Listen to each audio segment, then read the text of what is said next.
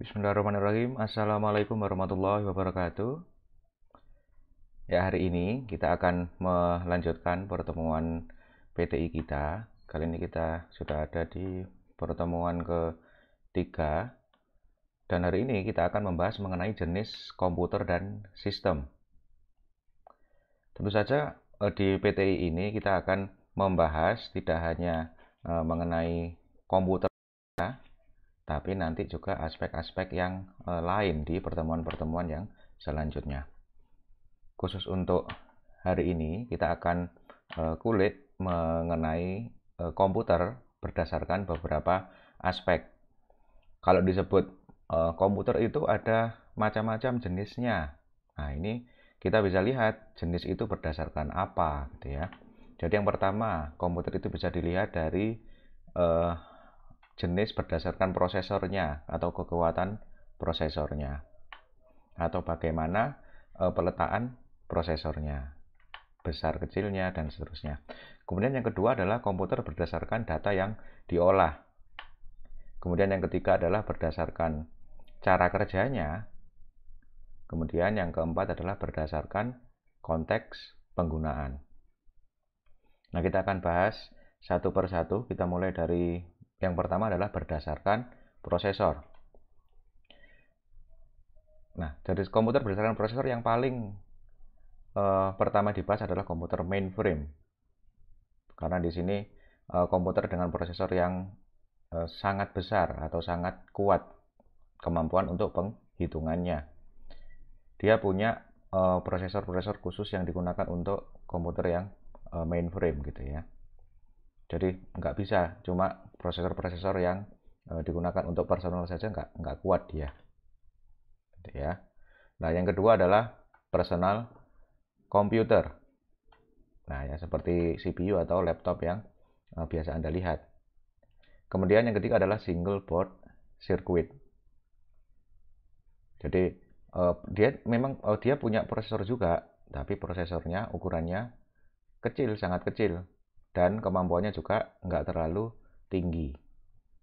Kemampuan dari single board circuit yang saat ini ada itu ya masih menyamai kemampuan dari laptop yang kemampuan sedang gitu ya, ataupun personal komputer yang kemampuan sedang.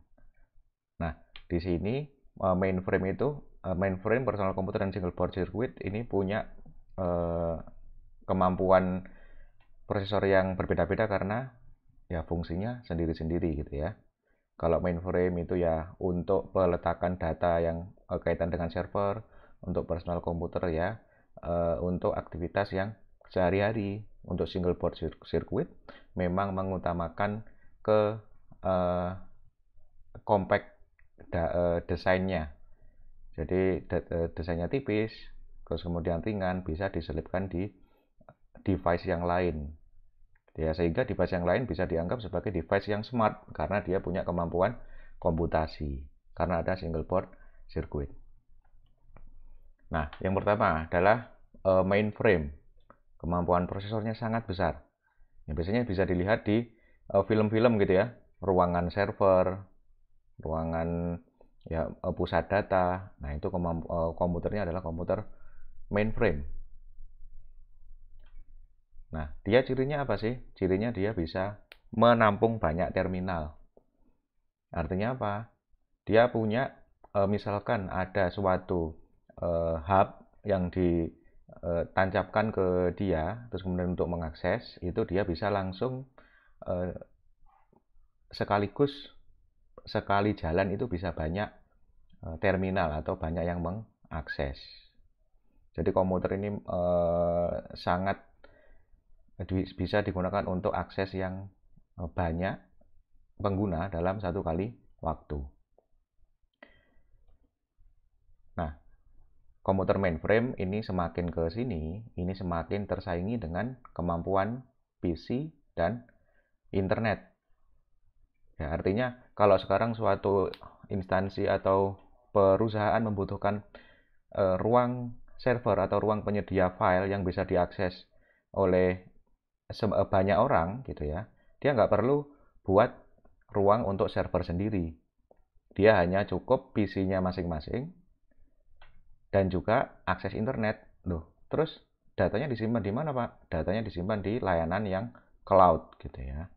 Jadi penyedia-penyedia server cloud itu bisa tinggal dipakai saja oleh instansi-instansi, sehingga nah ini semakin tersaingi gitu ya, komputer mainframe ini oleh teknologi PC dan internet ya, karena dia bisa sebagai alternatif ya, nggak harus beli sendiri gitu ya. Oke, ini adalah mainframe. Terus personal komputer ya, ya seperti komputer yang biasa kita pakai. Kalau jenisnya ya, ada desktop PC, ada laptop, ada all-in-one PC. Jadi ya ini yang 3 PC yang sering kita ketahui ya. Nah, sekarang kita masuk ke single board circuit, jenis komputer yang ketiga. Nah, single board circuit ini dia ciri khasnya adalah unitnya kecil sekali. Ya mungkin sekecil kartu ini ya, kartu packnya SIM card gitu ya. Ya agak besar sedikit ya. Jadi segitu, tapi ya memang agak besar sedikit. Jadi dia ciri khasnya adalah prosesornya masih sangat kecil. Kemudian dia juga punya GPU juga, kemudian RAM juga punya, kemudian penyimpanannya bisa jadi pakai pakai kartu SD, atau kalau yang sekarang semakin berkembang ya pakai kartu-kartu yang lain gitu ya. Kenapa kok bentuknya kecil atau prosesornya kecil? Ya karena dia supaya bisa diselipkan di device yang lain, terus kemudian kemampuan penghitungannya nggak sampai berat-berat. Jadi paling cuma kalau misalkan sensor, misalkan untuk nangkap data dari suatu sensor, nanti kalau sensornya misalkan ini AC gitu ya. Misalkan ada orang masuk terus kedetek sensor, nah terus AC-nya itu nyala sendiri. Atau lampu, ada orang masuk, lampunya nyala sendiri. Kalau nanti orangnya keluar, beberapa detik nggak ada sensor pergerakan orang, lampunya mati sendiri. Ya circuit breakernya gitu ya. Nah itu contoh-contoh teknologi yang menggunakan single board circuit. Jadi di sini tetap dianggap sebagai komputer karena apa? Karena dia punya unit-unit atau perangkat-perangkat yang serupa dengan komputer gitu ya.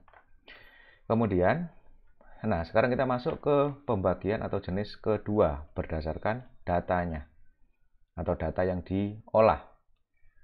Nah, komputer berdasarkan data yang diolah ini terbagi menjadi paling tidak 3 diantaranya ya. Yang pertama adalah komputer analog, yang kedua adalah komputer digital, yang ketiga adalah komputer hybrid. Nah, sekarang kita masuk ke komputer analog. Nah, komputer analog ini adalah mengolah data-data yang analog. Ya, data-data yang analog itu data yang seperti apa sih? Cirinya dia adalah data yang kualitatif. Nah, maksudnya bagaimana? Kita lihat di contoh di sini. Nah, komputer analog ini potensiometernya itu kan masih potensio putar contohnya.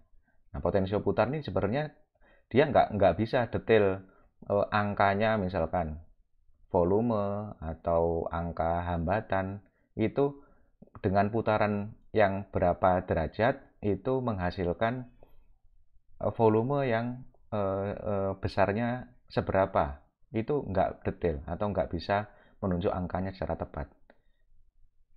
Nah, karena nggak bisa menunjuk angkanya secara tepat, itu disebut sebagai datanya kualitatif. Maksudnya apa ya? Sesuai usernya. Kalau diputar sedikit, itu berarti ya semakin tambah besar sedikit gitu ya. Nanti diputar agak banyak, berarti tambah besar agak banyak. Nah, tapi sedikit atau banyak itu kan masing-masing orang berbeda. Nah, itu namanya adalah data-data yang kualitatif. Gitu ya. Dia nggak bisa tepat angkanya berapa. Gitu ya. Jadi cirinya ya seperti potensio ini, potensionya masih putar gitu ya. Gitu. Kemudian dia tidak memerlukan bahasa perantara. Enaknya kenapa? Enaknya kalau nggak punya kalau datanya itu kuantitatif ya dia nggak ada bahasa perantaranya, nggak ada. Contohnya misalkan kalau yang di digital nantinya itu kan pasti ada operating systemnya. Nah, kalau yang di analog ini cuma sekedar rangkaian komputer dengan rangkaian komponen sama potensio saja. Jadi kalau potensionya diputar potensiometer putarnya diputar ke kanan, nah itu nanti hambatannya misalkan itu akan semakin tinggi. Jadi nggak ada sistem pengontrolnya atau operating sistemnya nggak ada. Biasanya bahasa perantara itu digunakan ya untuk komputer-komputer yang digital. Gitu ya. Contohnya adalah seperti ini. Nah, jadi di sini komputer digital, data masukannya adalah data yang kuantitatif. Kuantitas itu kan angka. Jadi masukannya misalkan si dokter ini memasukkan angka berapa, gitu ya. Masukannya sudah kelihatan, sudah berupa angka masukannya, gitu ya. Terus keluarannya, si dokter ini kan alat USG ya untuk mendeteksi atau melihat bayi yang ada dalam kandungannya si ibu. Nah, di dalam alat ini itu walaupun cuma sensornya cuma ditempelkan di perut si ibu, di alat ini langsung bisa mendeteksi angka, ya angka apa saja itu maksudnya yang berkaitan dengan kesehatan si bayi, mungkin detak jantung, mungkin lebar kepala yang saya tahu gitu ya. Nah, itu langsung dalam bentuk angka. Nah, ini yang diolah dia adalah data kuantitatif. Gitu ya. Jadi inputannya itu sudah ketahuan datanya kuantitatif karena dia memasukkan angka dan seterusnya. Outputnya dari alat si sensornya ini itu dia bisa mengeluarkan data yang kuantitatif juga.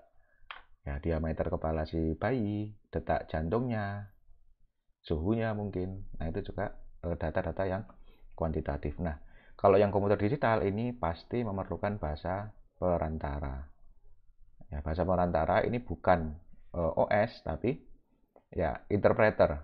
Jadi interpreter itu berdiri di dalam OS atau berdiri di atas OS, operating system. Ya, jadi pasti ada bahasa perantaranya. Ada bahasa-bahasa atau ada kode-kode khusus, kode pemrograman yang menerjemahkan antara data apa yang didapat oleh sensor dan data yang bisa dibaca oleh si dokter ini di monitor. Itu memerlukan bahasa perantara. Nah, kemudian yang ketiga adalah komputer hybrid. Nah, komputer hybrid ini komputer di mana yang mengkombinasikan ada data masukannya bisa kuantitatif, ya berupa tombol-tombol, angka-angka, dan seterusnya. Ada juga kombinasi potensiometer, ya baik putar atau geser. Nah, itu berarti dia komputer-komputer hybrid. Gitu ya. Jadi yang masih ada kombinasinya antara datanya masukannya itu data digital atau digit dan juga data yang masih analog itu ya potensio salah satu cirinya. Nah, itu berarti komputer hybrid. Biasanya ditemukan ini kalau di sini konteksnya ya di penerbangan atau di pelayaran gitu ya. Nah, itu sudah mulai ada kombinasi. Sebenarnya yang duluan pasti analog ya.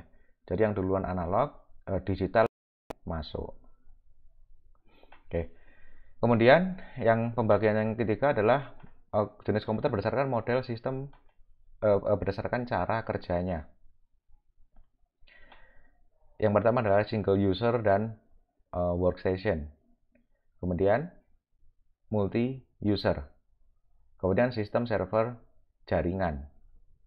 Kemudian real time system, kemudian embedded control system, kemudian distributed system. Nah, sistem terdistribusi ini terdiri dari client server. Oh ya, ini agak kurang lengkap ya. Oke, sekarang kita masuk ke sistem single user. Nah, contohnya sistem single user ini yang satu kali atau ketika dia bekerja, satu user saja yang beroperasi. Maksudnya bagaimana, Pak? Jika Anda memakai laptop, itu kan hanya login ke satu user saja. Nah, itu adalah sistem single user. Ya, usernya hanya satu. Jadi ya, pada saat dikerjakan, usernya hanya satu. Nah, kalau sistem multi-user bagaimana, Pak? Nah, sistem multi-user ini seperti komputer yang mainframe tadi, komputer server. Komputer server sedang berjalan, dia sedang mengolah ataupun dia siap mengolah data apapun. User ini bisa masuk melalui terminal-terminal untuk mengakses atau untuk menyuruh server untuk menghitung sesuatu atau untuk mengolah sesuatu. Ada banyak user sekali masuk langsung mengakses bareng-bareng si server itu. Nah, si mainframe atau server itu termasuk sistem multi user. Kemudian ada sistem server jaringan atau network server. Nah, ini yang sering atau kita biasa lihat di perkantoran-perkantoran, di mana yang pertama ada satu server, ada network operating system atau di server itu ada pengontrolnya, ya ada semacam sistem operasinya, di mana sistem operasi ini bisa melayani layanan-layanan yang pertama printer, jadi printer jaringan. Bisa juga melayani klien biasa gitu ya, atau smart client, ada workstation 1, 2, 3, 4. Kemudian ada gateway, di mana dia bisa, yang gateway ini sebagai penjembatan antara jaringan ini dan jaringan yang lain. Nah, ini adalah sistem server jaringan. Sekarang bisa atau sudah lazim ada ngeprint printer jaringan, bisa network sharing, bisa gitu ya. Jadi misalkan kita mau mengakses repository file dalam suatu perusahaan ya, mau servernya ditaruh di mana, tapi seluruh orang itu nanti bisa mengakses repo tersebut. Nah, itu bisa, ini pakai arsitektur yang network server. Kemudian selanjutnya adalah sistem waktu nyata atau real time system. Sistem yang jenis ini menunjukkan data pada saat itu juga. Dan namanya juga real time ya. Jadi data pada saat itu juga itu berapa diukurnya dia. Contohnya adalah seperti indikator suhu di ruangan, indikator kelembapan dan seterusnya gitu ya. Kalau di Indonesia barangkali masih belum lazim seperti ini, suhu dan seterusnya, tapi kalau di Jepang misalkan, nah itu sudah lazim flat atau perumahan gitu ya dipasangi seperti ini, karena suhunya memang perubahan antara yang paling tinggi sampai paling rendah itu sudah juga sangat tinggi ya. Jadi kelupaan nggak bawa mantel keluar gitu saja udah pasti kedinginan. Kalau di Indonesia kan range antara suhu yang paling tinggi dan paling rendah kan nggak terlalu jauh ya. Nah, jadi ini mengukur data yang real time atau pada saat itu juga angkanya berapa gitu ya. Kemudian nah contoh yang kedua adalah ya smart band. Nah, ini data real time detak jantung kita atau si pemakai itu berapa. Ini adalah data-data real time system. Jadi yang dia menampilkan data yang saat itu juga, nggak pakai proses, nggak pakai pending. Jadi saat itu ya proses pasti ada, tapi dia waktunya nggak pakai pending gitu ya. Kemudian embedded control system. Embedded itu terjemahannya itu adalah ditanamkan kan ya. Dari sistem kontrol yang ditanamkan ke dalam alat yang mestinya nggak ada sistem kontrolnya gitu ya. Jadi kalau mesin cuci ya biasanya pakai potensio saja gitu ya, yang dia mengontrol mesin di dalamnya. Nah, ini sudah ada sistem operasinya. Nah, gimana kok tahu ada sistem operasinya, Pak? Karena dia ada biasanya kan ada ciri-cirinya ya. Jadi sistemnya itu otomatis. Kalau pakaiannya segini ya, misalkan separuh taker ya airnya nanti takarannya cuma separuh. Nah, nanti isinya juga beda. Kalau isinya selimut itu kalau dimasukkan kering, itu ringannya sama dengan baju, tapi kalau kena air basah, itu jadi sangat berat. Nah, itu juga sistem bisa berpikir dia. Nah, yang seperti itu dia butuh embedded control system. Nah, kemudian yaitu seperti ada juga yang di alat-alat yang lain gitu ya. Ada embedded control system. Biasanya sistemnya itu ditanamkan dalam ya ROM ataupun bahkan komputer-komputer mini gitu ya, atau single board circuit bahkan. Oke. Ya, kemudian selanjutnya adalah sistem terdistribusi. Nah, sistem terdistribusi ini adalah sebenarnya gabungan atau sebenarnya network itu kan client server. Nah, sekarang di masing-masing titik site 1, site 2, site 3 ini dia punya pemrosesan sendiri dan punya seperti subserver sendiri. Di mana ketika ada pengolahan yang sangat besar misalkan di site 3, ini si komputer di salah satu komputer di site 3, dia minta pengolahan yang besar. Nah, dia distribusi kenapa disebut terdistribusi? Karena dia bebannya itu didistribusikan. Kalau dia bisa ngerjakan sendiri ya di sini, kalau nggak bisa ya didistribusikan di komputer-komputer yang lain supaya ngikut menghitung. Gitu ya. Jadi bebannya didistribusikan di banyak server atau ya banyak server-server bantuan yang lain. Ya. Nah, ini sistem terdistribusi ini contohnya ada di basis data atau di database terdistribusi. Ya, kemudian ada aplikasi terdistribusi atau file terdistribusi. Nah, kemudian ada sistem client server. Nah, ini sistem yang paling tradisional, ada penyedia server atau penyedia ya, kemudian melewati internet, kemudian ada klien yang mengakses dengan berbagai macam device. Nah, prinsipnya adalah klien meminta data, kemudian server menyediakan data. Itu untuk yang client server. Selanjutnya ada sistem peer-to-peer.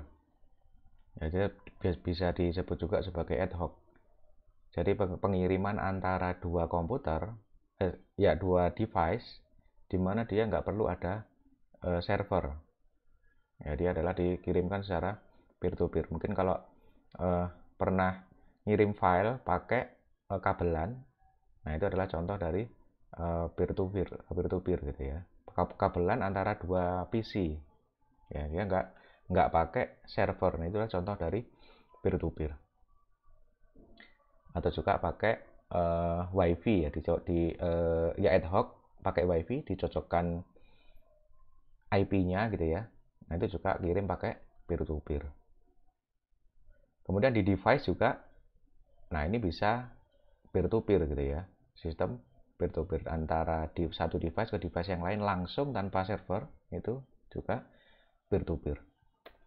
Kemudian, nah ini ada layanan yang lain itu ya, dia memanfaatkan peer-to-peer. Kemudian yang selanjutnya adalah kategori keempat ya, sistem berdasarkan konteks penggunaan. Jadi ada jenis komputer yang kita sering jumpai atau yang biasa dipakai oleh di dalam kehidupan sehari-hari. Yang pertama adalah sistem life critical. Yang kedua adalah sistem industri dan komersial. Yang ketiga sistem kantor, rumah, dan hiburan. Keempat sistem eksplorasi kreatif, kooperatif. Kemudian yang kelima adalah sistem teknis. Nah, yang pertama sistem life critical. Nah, ini adalah sistem-sistem karena kita tadi ingat membahas mengenai konteks penggunaannya ya. Jadi sistem life critical itu sistem yang dia itu digunakan untuk di area-area yang critical atau life critical, di mana dia menunjang kehidupan. Contohnya adalah seperti di air traffic controller atau di bandara. Ya, contoh yang lain seperti di kapal perang misalkan. Nah, itu adalah sistem life critical di pesawat misalkan. Nah, dia sistemnya itu harus reliable dan efektif. Dia nggak boleh ada kesalahan sedikit pun, nggak boleh ada tiba-tiba terus blue screen, nggak boleh tiba-tiba terus nge-lag, itu juga tidak boleh karena dia harus reliable atau harus bisa diandalkan. Tapi cirinya dia biayanya pasti tinggi untuk membuatkan ini, biayanya pasti tinggi ya. Dari sistem-sistem yang ada di area-area yang life critical, penunjang kehidupan. Contoh di kedokteran juga sistem untuk ya misalkan untuk orang-orang yang kritis membutuhkan penanganan khusus, nah itu sistem-sistemnya life critical gitu ya. Nah, cirinya selanjutnya kepuasan pengguna kurang. Walaupun kepuasannya ini bisa dibilang kurang, karena apa? Bisa dilihat tampilannya kan cuma 2 dimensi gini ya. Ya pasti ataupun kemungkinan kalau dibandingkan dengan aplikasi yang grafisnya bagus, itu kepuasan si pengguna akan kurang. Lebih sedikit gitu ya kepuasannya dibandingkan dengan aplikasi yang GUI-nya bagus. Tapi di sini cirinya yang selanjutnya adalah penggunanya pasti termotivasi. Artinya apa? Mau nggak mau harus pakai. Ya mau nggak mau ya harus pakai aplikasi itu. Harus dipelajari, harus fasih dalam menggunakan. Ini adalah ciri-ciri dari sistem yang life critical. Selanjutnya adalah sistem industri dan komersial. Nah, ini contohnya ya sistem untuk penghitungan point of sales ya. Jadi penghitungan belanja gitu ya, atau laporan keuangan hasil penjualan. Jadi yang digunakan untuk industri dan digunakan untuk komersial. Nah, sistem-sistem seperti ini punya beberapa ciri. Yang pertama, kemudahan belajar. Jadi harus learnability istilahnya gitu ya. Learnability-nya harus bagus. Jadi orang yang pengguna baru itu untuk ketika menggunakan aplikasi pada saat pertama kali itu akan mudah sekali memahami dan menguasai. Kemudian yang kedua adalah kecepatan. Sistem harus responsif ketika ditekan satu gitu ya, satu fungsi atau satu tombol ya harus dalam sepersekian detik harus dia bisa melaksanakan perintah dari apa yang diperintahkan oleh user tersebut. Jadi nggak boleh terlalu kompleks GUI-nya, animasi terlalu bagus. Nah, ketika diklik nanti transisinya terlalu lama. Nah, itu tidak bagus juga untuk sistem yang seperti ini, sistem yang komersial. Karena apa? Nah, karena kecepatan dari sistem ini mempengaruhi jumlah transaksi. Nah, transaksi nggak hanya di jual beli saja ya, ya pencatatan. Misalkan Anda ke teller ke bank gitu ya, di bank, tapi kalau sistem m-banking gitu ya. Nah, itu kalau sistemnya animasinya terlalu bagus, terlalu berat, ya itu nanti si pengguna akan kelamaan dalam menunggu gitu ya. Ya, jadi kecepatan ini kaitan dengan jumlah transaksi sehingga butuh cepat, responsif. Kemudian UX-nya juga harus bagus. Ya, user experience-nya juga harus bagus. Gunanya itu apa? Untuk mencegah kelelahan dari mata, dari tangan dari pengguna gitu ya. Tentu saja harganya juga nggak bisa murah untuk yang sistem komersial seperti ini gitu ya. Jadi bisa jadi harganya ya enggak seperti misalkan kita beli aplikasi-aplikasi yang eh, yang bukan dari untuk industri ya, atau bukan untuk khusus komersial. Kemudian selanjutnya adalah sistem kantor, rumah dan hiburan. Nah, ini sistem-sistem yang digunakan di perkantoran. Ya, dia membantu sebenarnya dia fungsi inti sistem kantor itu adalah pengganti alat kertas, alat tulis ya, pengganti kertas. Jadi dia sebenarnya ya kertas atau alat tulis tapi didigitalkan gitu ya. Itu umumnya sistem kantor seperti itu. Kemudian dia kebutuhannya adalah kesalahannya harus rendah karena pekerjaan di perkantoran itu sudah membuat penat orang pekerja kantorannya. Kalau misalnya kesalahannya juga banyak di aplikasinya ya, nanti pekerjaannya ya akan malah tambah berat bebannya. Kemudian UX, faktor terpenting, jadi tampilannya harus sangat bagus supaya pengguna ini puas dalam menggunakannya. Nah, UX yang bagus itu biasanya user experience yang bagus ya. Itu dia punya tujuan supaya si pengguna itu memakai aplikasi itu walaupun lama dia nggak jenuh, nggak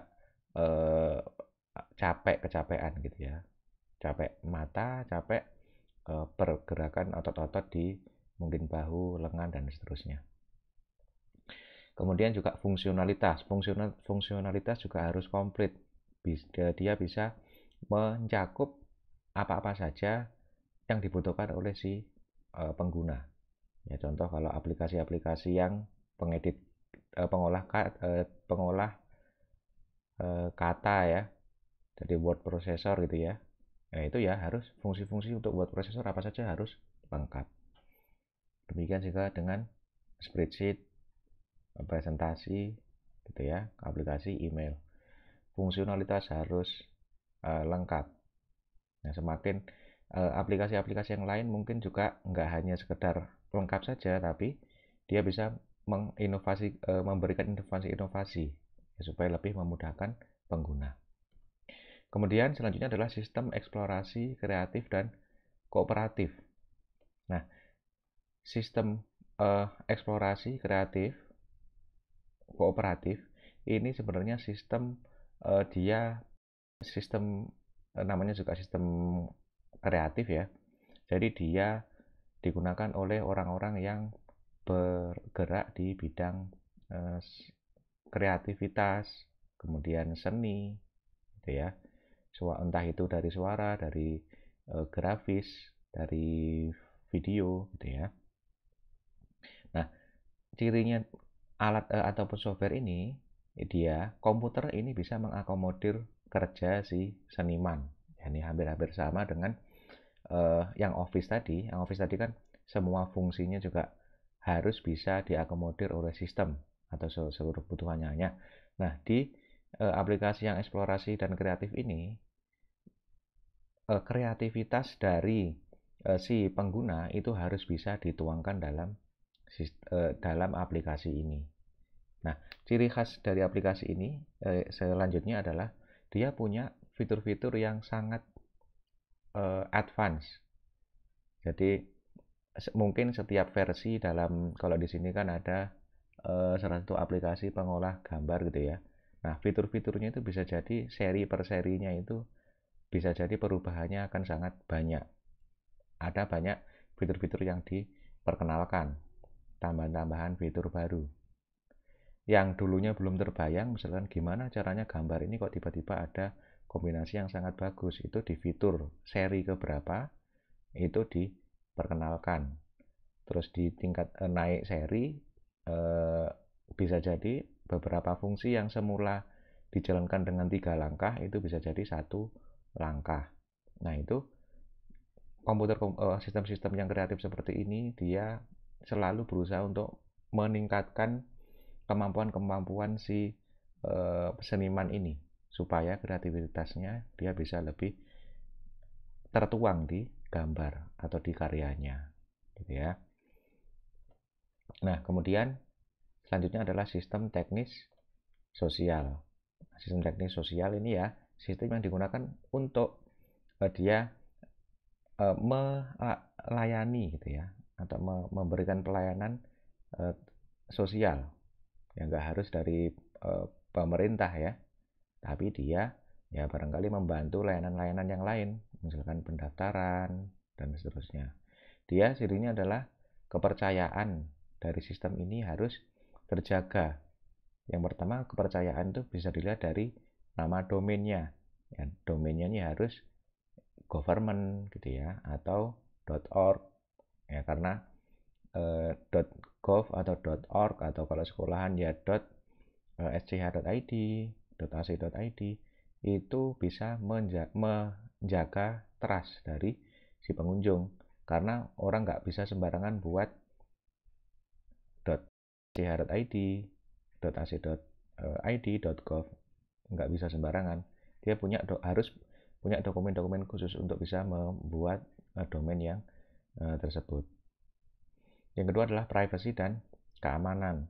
Dia harus memastikan data-data yang diisikan oleh si pengguna gitu ya, atau pengunjung itu harus dijaga privasinya, harus dikasih keterangan untuk ya data-data di sini adalah aman, atau mungkin ada tulisan Trust E gitu ya, dia sudah disertifikasi oleh Trust E ya, supaya dia menjaga privasi dan menjaga privasinya gitu ya. Terus kemudian keamanannya juga baik, nggak boleh dia website-website yang teknis sosial ini ya rawan dibobol gitu. Jadi paling nggak harus dia punya proteksi khusus gitu ya.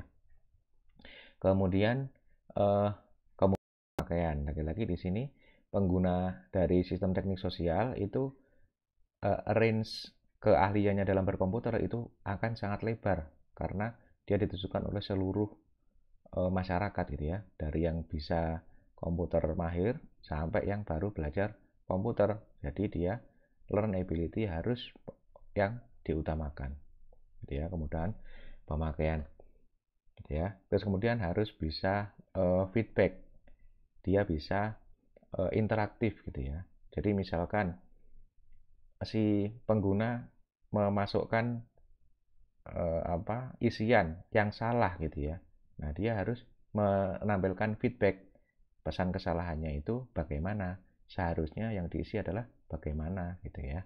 Itu adalah feedback dari sistem. Jadi harus dia itu, kalau si pengguna salah pun ya, si pengguna itu nggak bingung saya harus ngapain gitu ya. Jadi harus dia ada feedback atau umpan balik. Nah, demikian adalah yang sudah kita bahas tadi, 4 jenis komputer ini berdasarkan aspek-aspeknya ya. Mudah-mudahan di pembahasan yang kali ini bisa dipahami. Untuk pembahasan yang kali ini saya cukupkan sekian, saya akhiri. Assalamualaikum warahmatullahi wabarakatuh.